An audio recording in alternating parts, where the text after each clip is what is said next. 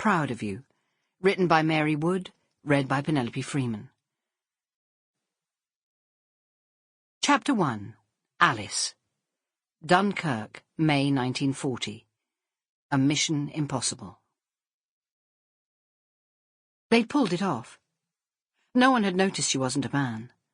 But now, with the shrill whistle of Luftwaffe aircraft diving towards them in wave after unrelenting wave, she questioned her sanity in persuading Bren to let her come with him to Dunkirk.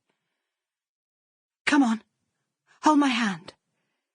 The desperate soldiers, neck high in freezing water, didn't care that the voice urging them to make one last effort to climb into the boat belonged to a woman. Exhausted, terrified and near to death, they found the strength from somewhere to clamber over the side. The glow of 1,000 fires lit the face of the next in line. She looked into his eyes and saw them glaze over. They were young eyes, and fearful in the knowledge that he wasn't going to make it. "Just take my hand. Come on, you can do it. Please. No, don't give up. You're safe now. Help me. Someone help me." No one heard her, as the crashing explosions all around them drowned out her voice. His grasp loosened. The blood-filled water washed over his face. Tears ran down her cheeks.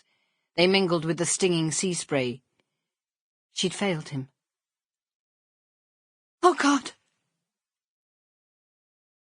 "Here, give me a hand, mate. Help me." The plea jolted her back from her desperation. She had to keep going.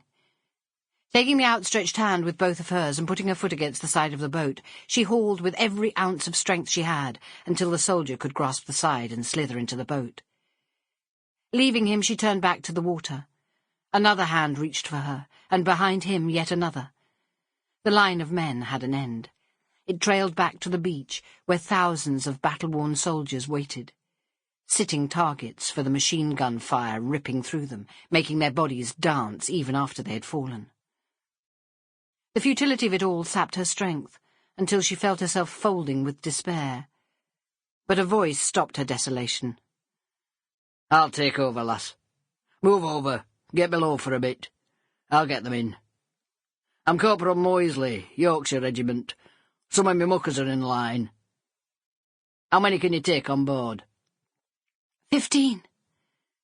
Such an inadequate number. "Thanks. I'm Alice. Alice d'Olivier."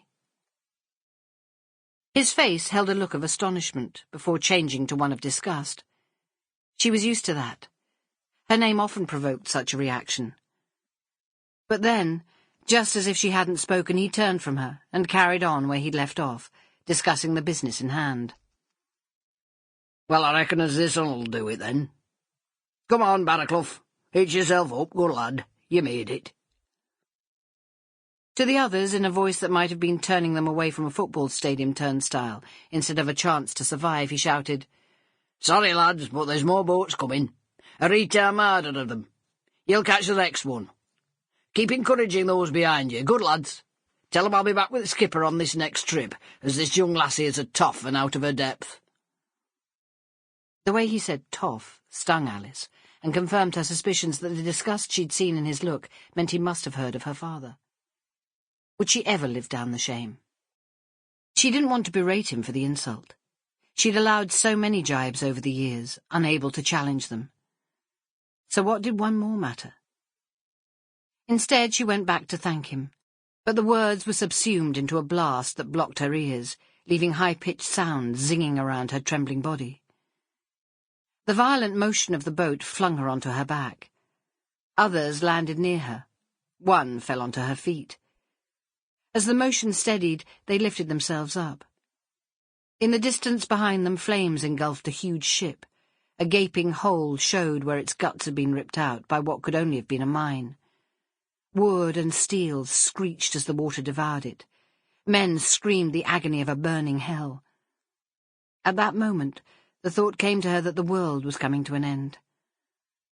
"Oh, God, help them. Help them. Help us all." A hand shoved her. "Get yourself to the skipper. Tell him we're ready for the off. Go on, there's nowt as we can do for him." Pushing through the men Sample complete. Ready to continue?